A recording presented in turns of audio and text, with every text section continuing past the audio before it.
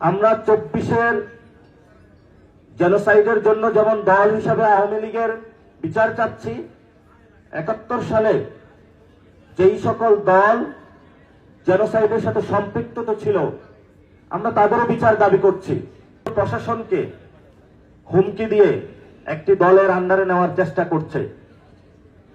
আমরা সেখানে প্রশ্ন রাখব, শেখ হাসিনার ফাঁসি হয়েছে, এখন আওয়ামী লীগের দলীয়ভাবে বিচারের জন্য আমরা গণমিছিল করেছি।